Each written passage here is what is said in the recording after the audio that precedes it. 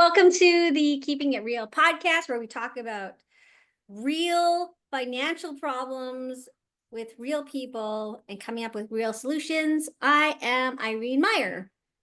And I am Villanueva. Welcome, everyone. So Phil and I were just talking right before we started recording about our personal experience with money management and being a part of a couple.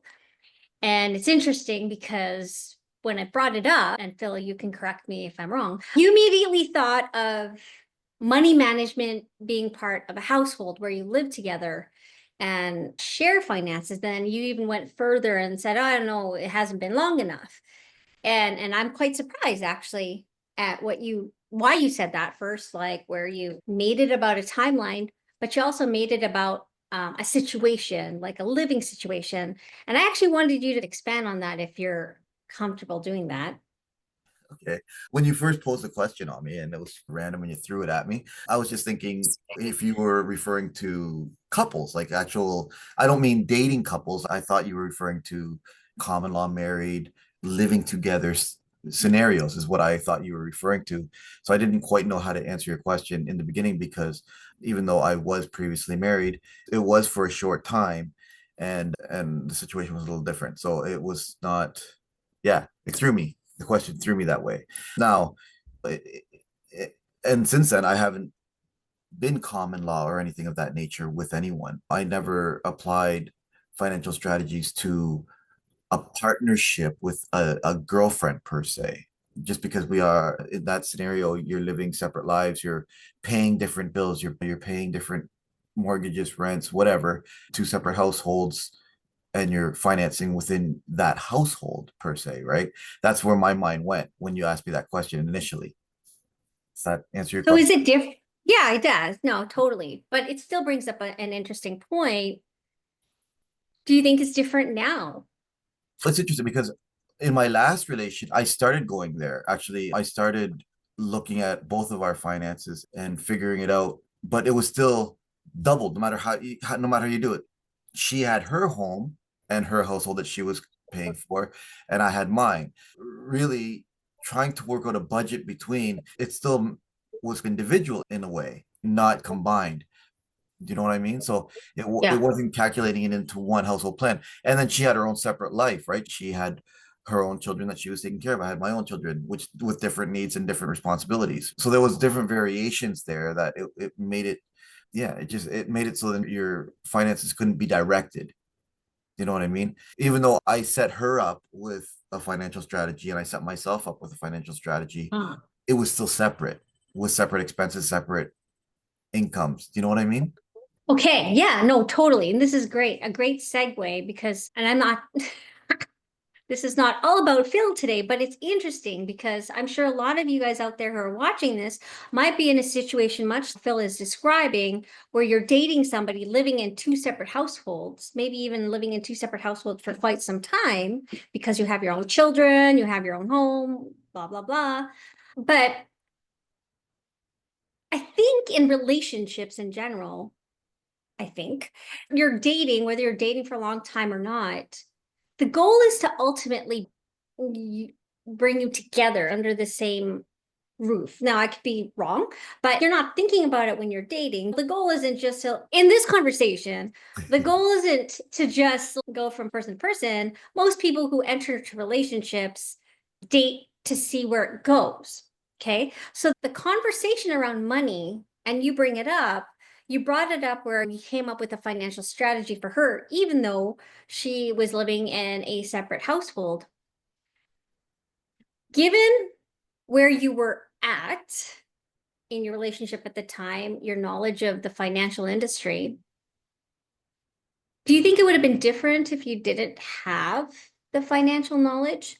Would you have built or talked about a financial strategy with her if you didn't become a I broker? wouldn't, yeah, I wouldn't have cared. Yeah. Yes. But Yeah, I that's would just have, it. it would have been where I just spent my money and I took her on dates and I didn't care what she was doing with hers. And if she fell through the roof, then she fell through the roof. And I just kept living my life. Okay. Okay. And if we're talking about dating in general, okay, do you think it's just as important to talk about money as it is to talk about wanting to have children and where you want to live eventually and your family. As a man, Okay, as a man, great, let's as go. a man, we tend to be put in that stigma where, so what do you do? How much do you make? Oh, What, you mean people will ask the male? yeah, because we've been labeled the breadwinners and Mm. we've been given that role, we tend to be responsible for having the income per se and being the one that finances everything and pays for everything and does this and does that. So that's why when I said I wouldn't care, is because that's just the mentality that I grew up with and that society has imposed on men, where we're spending our money. It doesn't even matter what she's making. We're the ones spending our money. That's just the way society has labeled us. And as much as anyone wants to argue that, it's still the same way. If you go on a date and the guy is always the one who's being treated and the woman's always the one spending the money and on everything, it doesn't look right in society's eyes. And in that relationship, there's going to be an argument. Right? But Yes, if it was the other okay. way, if it was the other way around, where the man's always spending everything, buying everything, doing this, doing that, that's just the norm. There's never going to be an argument down the road, right? That's a terrible double standard, I think. There's a lot of double standards when it comes to relationships, but we won't go there because this No. is not a couples Yeah, counseling session. that'll be a different podcast. No, you're right. And as soon as you said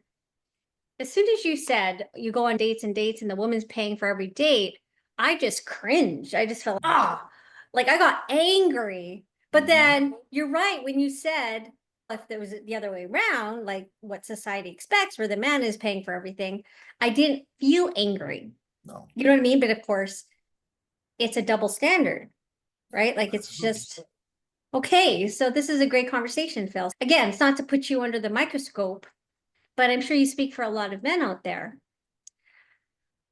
Do you think that in a dating situations, because like you said, more recently it's been a dating situation versus common law or marriage because it's been a while. When does the subject of money come up?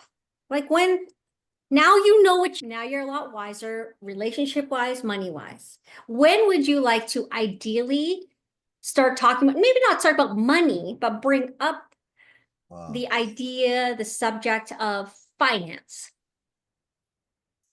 That's really going to be specific to the relationship that you've started, right? In today's world, the idea of money is on people's mind almost instantly. Reason why women now don't want to date a man unless they've got a job. Why is that? Right? What if a man is transitioning between jobs? What if he's been working for most of his life, made a very good income, and just is taking a break and transit and wants to do that little bit of a break from the working world and is financially stable? And the question is, do you have a job? Well, no, I don't. Okay, I don't want to date you then. So you don't even get there. It's already on the mind. So when does that conversation start? Realistically, as soon as the woman brings it up, we're talking. But that's usually the case, right? Because the man's not the one who's going to bring it up. They usually don't. So are you telling me Think about all your relationships. When did the man ever instigate financial talks? If ever. yeah, no, I could say not that they initiated first. It was me, but see, I don't know if it's because I was always in the financial industry in these No, serious relationships. no. The man usually just makes money, spends the money, provides. It's in and out. The man is the in and out bank. That's just the way it is, and it's never brought up. They don't sit down. And it's funny because whenever I talk to couples or whatnot, and we're talking about financial situations, and they're coming to me because they want a budget or they want to do some financial planning, things of that nature. It's usually the woman who has all the numbers, right? The man usually has no idea where the statements are. The woman has it all filed away somewhere. You bring up an interesting subject there because yeah, you're right. No, I'm just now imagining the clients that I have. And you're right. Most of the time, the women knows where all the paperwork is, knows the numbers. And then and actually, this is again, this just proves your point. or doesn't prove your point. But I feel like when I'm talking to a couple and the man knows everything and the woman doesn't, and I know I shouldn't feel this way, and this is not at all a reflection of how I treat my clients, by the way, but I'm disappointed. I'm disappointed that the man has all the control. Yeah. In Well, that, in my eyes, I feel like the man is in control, and is I'm disappointed. controlling. You're not in control, Yeah, they're I didn't want to say controlling. that, but that's how I feel. And I I know. feel, I almost think the worst case scenario with that couple, if like the Yep. submissive is the woman and Yep. like shame on you. Yep. And I feel bad because that's how I feel, but it's because I've been conditioned to think that I don't know if this contradicts what you say now, because why is it that the man, like in your point, which I agree with, just is expected to pay the bills, not really necessarily care what the woman makes because he's supposed to be the breadwinner, but the woman is the one that knows all the numbers. Why? Because it's almost the opposite of what you said. Really, in a given situation, why is that? You lost me. Why is that? Like if the man has this perception and the woman Hmm. that the man just pays for everything, he's a breadwinner, but it's the woman that actually has the intellectual property about what's going on with the numbers really. Is it the intellectual property, or is it, again, and this is where people miscue the concept of control. Is it that the fact that the man is just, it's again, he's been conditioned to just spend the money, but who's trying to control the money? Who's So trying to then, control who's trying to control who spends on who and who spends on what and where that money is going? Again, both of them could be employed, but 9 times out of 10, the man is still the one spending the money. That's what it's we're conditioned to do. Even if it's weird, if you're going to a restaurant and you're seeing the woman pulling out her debit card to pay for the bill, people, it's just viewed differently. Even though they could be fully employed, she could be making more money than him. But that's still, weird. couples are slipping money to their table, so it looks like the man is paying. Whatever. You see that scenario happening. Like there, you see videos of people doing that where they're giving the man, even secretly, he's using her debit card just so then public view it looks like he's paying, right? In scenarios like that. That's that's being videos are being made of that, and trying to make it look like, oh, what a good woman. But at the same time though, why does that even have to make it that way? Why, if she's making more money, why can't she pay for it? That's realistically. But in regards to why is it the woman that knows all the numbers and this and that? Because the man's just the bank. We're just the ones that's spending the money. We're just, it's the in and out. We don't have to maintain a logic of it because it's going to her anyway. I mean, So we, then you're putting a lot of trust in her. oh, or it's just saving the fight. But that's what I mean. Okay, so let's get into this because why did you automatically say it was a fight? Ah, Because in again, maybe it's relationships I've had, I don't know, or maybe the relationships that every single person I've ever talked to in my entire life has had, where yes. if the man is not disclosing their income, down the road at some point in their relationship, they're in a fight. If the man is not paying for the majority of everything, there's down the road, there's a fight. I was even told at one point by a, a partner, your money is our money, my money is my money. Those words were said to me. Were they serious though, or was that a joke? Oh no, that was in a serious conversation. And if you think about that statement and then you look at the way relationships are seen socially, she was right. Okay, so how do we fix this? Because at the end of the day, I'm sorry, ladies. You guys are well equipped to pay for your bills. And yes, society has conditioned us. We weren't born to think this way, but society has conditioned us. Our environment has conditioned us. Our parents may have conditioned us to think that the man is the one that kind of provides all the money, maybe even all the knowledge and the wisdom. ladies, and again, I say ladies because I think this is the majority of ladies is take this back seat, but still want to control, because a lot of ladies are wanting to control. They want to know that they can afford their nails and their hair, but they also want to know everything about what's being brought in, but also almost expect that they're not necessarily responsible for bringing it in. How do we bring the concept of money into relationships before they become a problem, before they become a taboo issue? Because it's not impossible to have a conversation around money without fighting, because you said fighting to avoid a fight. When can bringing up the concept of money be an exciting thing? Like, for instance, planning a vacation. Planning a vacation for a couple is exciting. We talk about all the things we can do, but does a conversation of the money surrounding that vacation come up? I think when couples should be open to discussing their futures together, right? That shouldn't be something that somebody is scared. People get scared of bringing that topic up sometimes because they're not 100% sure that their partner is looking for the long term. And if that's the case, if you're feeling that way, then you're probably not in the relationship for you, realistically, because if you're thinking that way and you're scared that your partner may not be, then why are you there? That, but as soon as both of you are in par with thinking or talking long term, at that point it should real that just as much as you're talking about your future home, you should be talking about your finance at that point too, right? Realistically, if you're talking about I'm in love with you, let's start a family, you should be talking about your finances as well. Like all of that kind of conversation should be as one. It shouldn't be separate entities. And a lot of times you're talking about buying a home, you're talking about having a family, you're talking about having kids, you're talking about having a pet. You're not talking about money.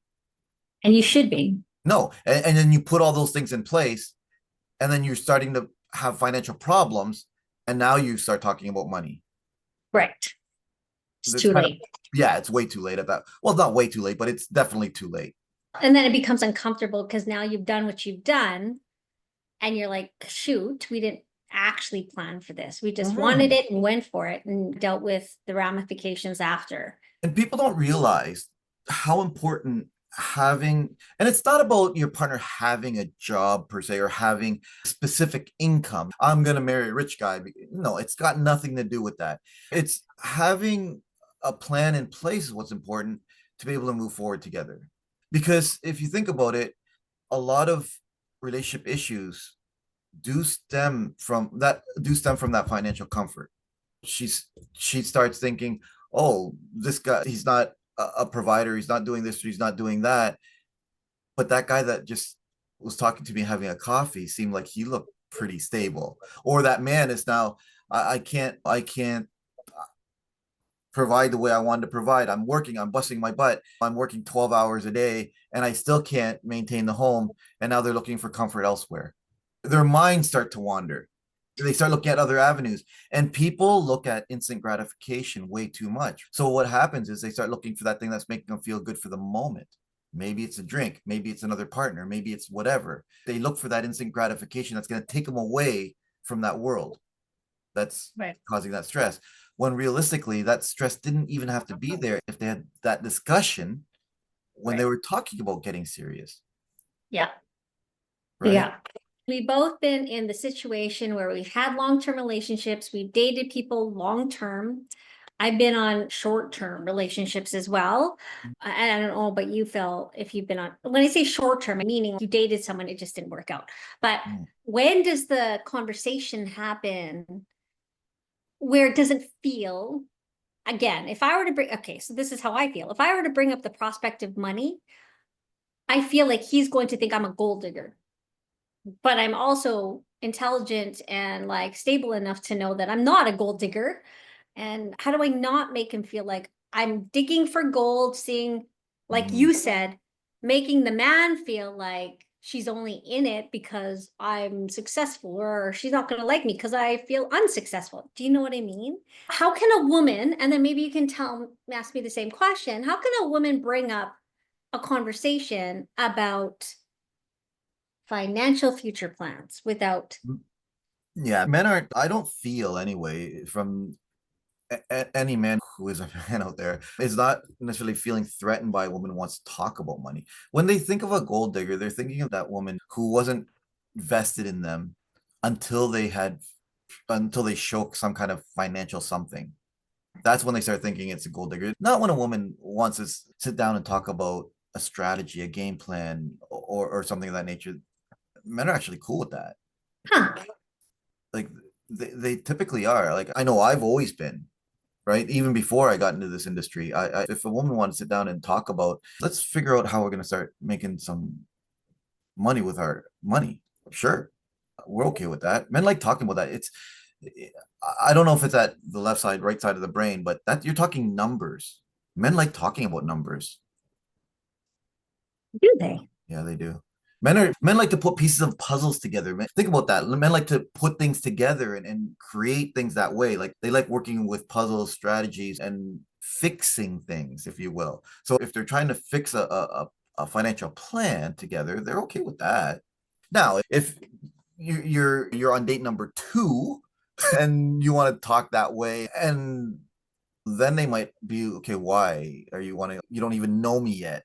Okay, so there's a certain time in the dating Again, spectrum or yeah. timeline where Wait. it feels safe for the man to feel like this is a legit question, It's that not same a, safety net where you're just as a couple, you're just starting to feel bonded. And if you're feeling bonded, then you're looking at the long-term picture. It's where the confessions start coming out. Okay, this is something I want you to know before we get serious, or things of that nature. If you're gonna get serious, you should know this about me, or they start thinking that way, right. and you want to start showing them it's time to meet the parents, or it's whatever, right? You might want to start talking about those kind of things in and around that time That because makes you're thinking, sense. yeah, you're thinking long term, right? If you're thinking long term, then yeah, you got to know where you're both headed financially, physically, mentally, spiritually, right? Right. Yeah, It's the that totally makes sense. it's the four pillars. I've always believed in that. There's four pillars in that. So you have your financial health, you have your mental health, you have your physical health, and you have your spiritual health. Any one of those four pillars falls, there's going to be a problem. At Mhm. some point, there's going to be a problem, right? Yeah. And think about that. Anyone who's weak in any of those areas are struggling in their life. Anyone who's strong in all four of those areas are usually pretty good. And those are the ones we can't stand because they're always happy. They're secure enough to know that what they want and they'll hold out, right? Yeah, that person who's walking in the room and they seem like they're 10 feet tall. They're doing good with all four pillars. Yeah.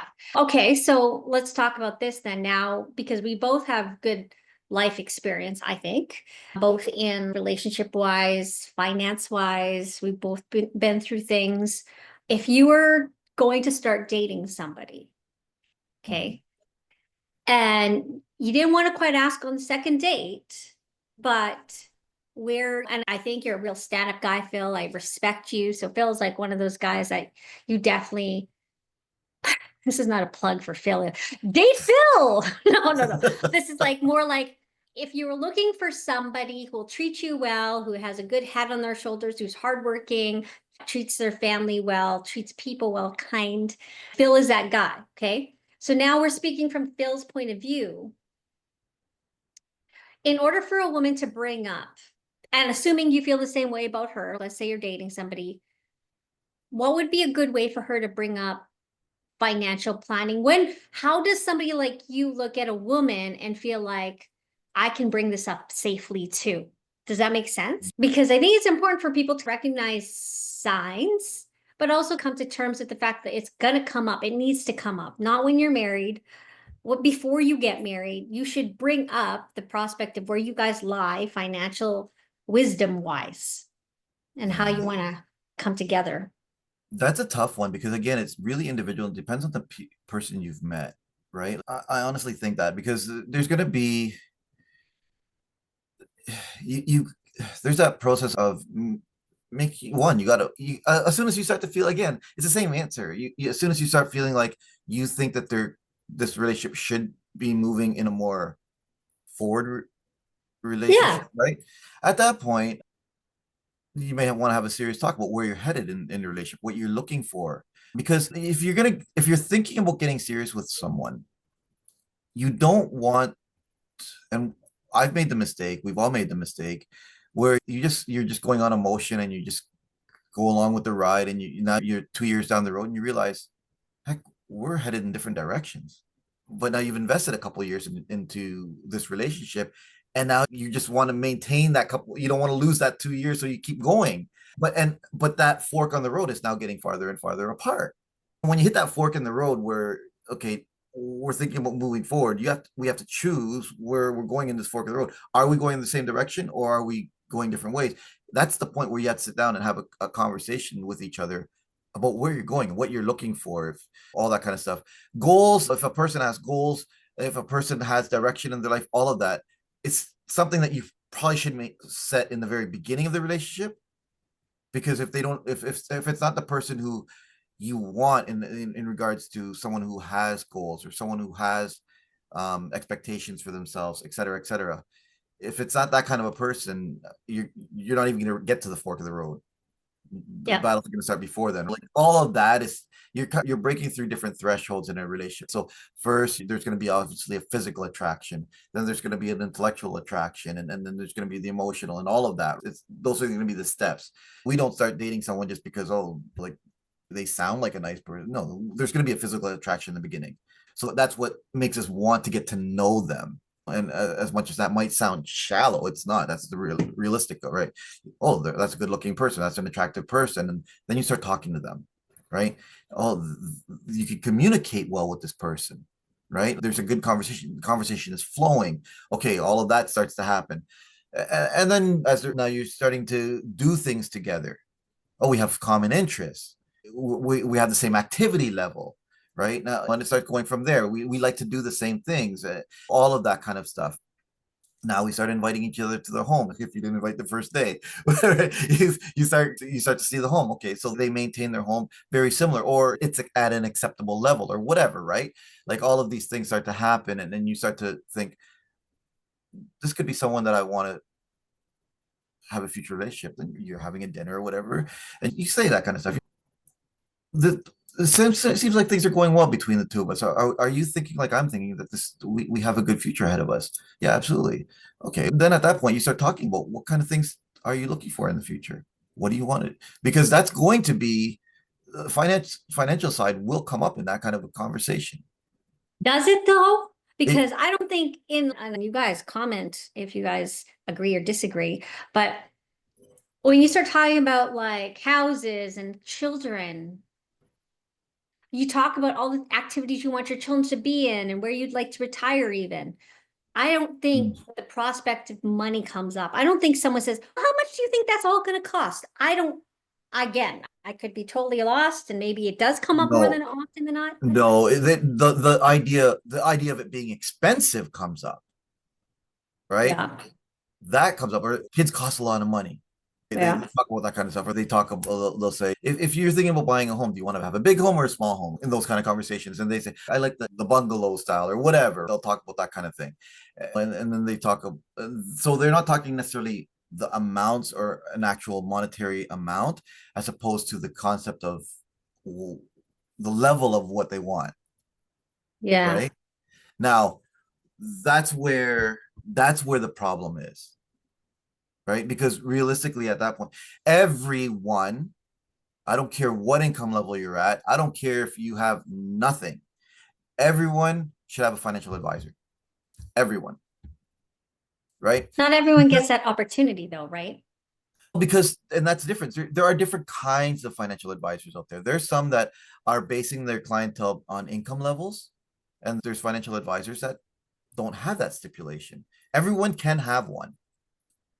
They just have to find one, right? So we're talking about couples. We can definitely talk. How about we leave that for the next Well, the reason why I'm conversation saying that is about because if everyone should everyone have a has, financial yeah, if everyone has one, and now you're at that point in a relationship where you're thinking about the long term. If you've got an advisor, right? Then people realistically, and people don't realize this, right? They think, oh, we're having relationship problems. Let's go talk to a counselor, a family counselor, and all this kind of stuff. But no one ever advice. thinks, we're having relationship issues. Maybe we should talk to our financial advisor. No, because they don't even know that their issues are about money. I know, but yet they're fighting about money. Yeah, But they but don't they think realize that it is. but they're thinking they need a relationship problem help, Right. right? And this is the thing is when you're thinking about getting involved in a long-term relationship, that's where maybe have that conversation with your financial advisor. Say, okay, where am I at right now? How am I doing? What's my future looking like? Because a good financial advisor will probably have that in their files or be able to pull it up very quickly. Or realistically, when was the last time you had a review with a financial advisor? Maybe it's a good time to have that assessment and review and now see where you're at. So that you have a good guideline if you're thinking about having that conversation with your partner, or if you're or the woman thinking about, man, this guy is really good. Have that go meet with your financial advisor and now you know where you're gonna be at getting involved with somebody else. It's a good starting point for anybody realistically if they're thinking about having a long-term relationship with anyone. Knowing That's where true.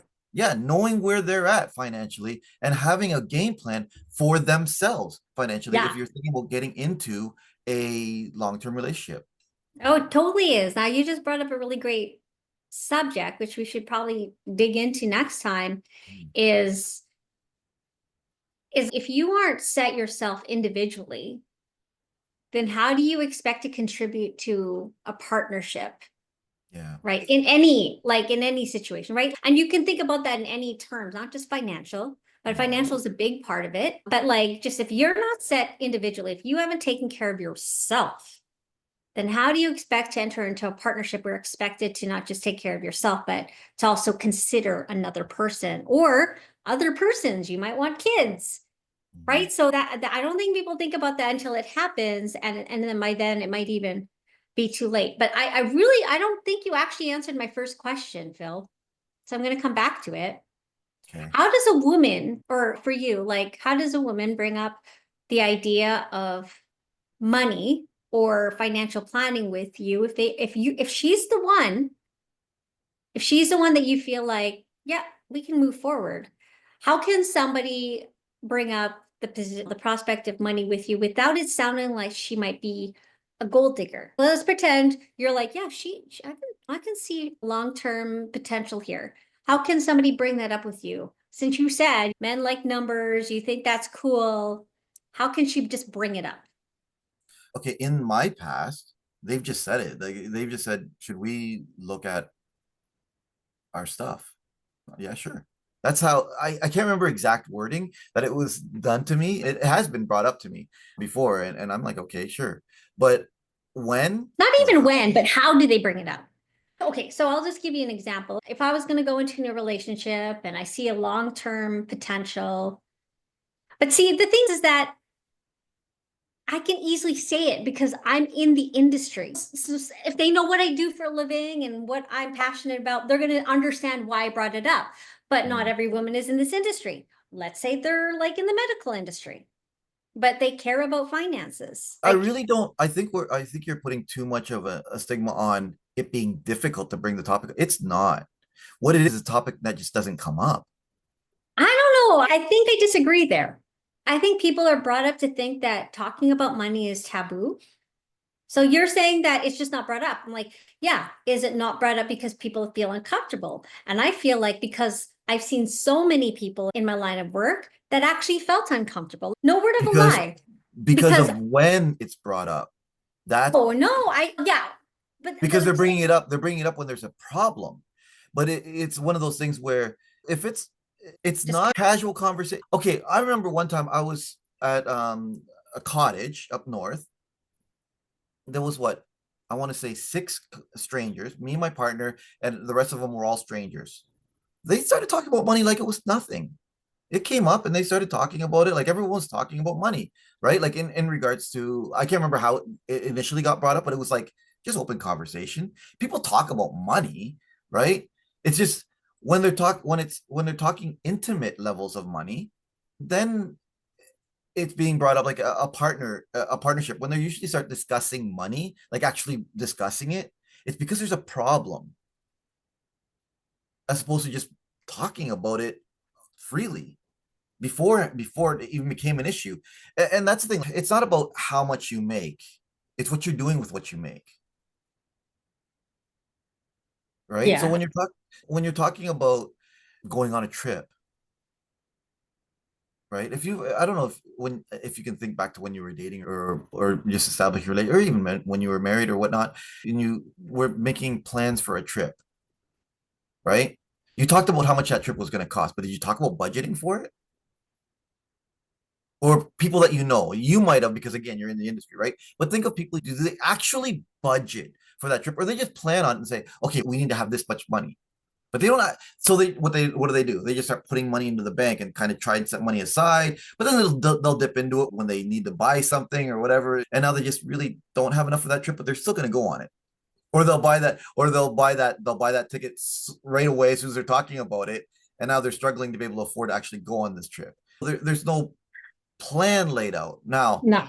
unless you're dating that individual who does want to sit down and kind of plan things out. And there are people like that, definitely. And now those are the people that I want to meet because I'd like to talk to them about a career opportunity. But at the same time, there's not as many of those kind of people out there who want to sit down and No. actually strategize it, right? No, I'm pleasantly surprised when I meet somebody who knows some stuff about finance, who's interested in the financial part, that have money in the bank, which sounds awful, guys, but it's true. I am pleasantly surprised when I meet them, and they're the ones that are just so interested, even in finding out more as well. Not because they're money hungry, and again, like I had to say that because I think, like I said, the stigma is you talk about money, then you're money hungry and you might be a gold digger, or that's all you care about.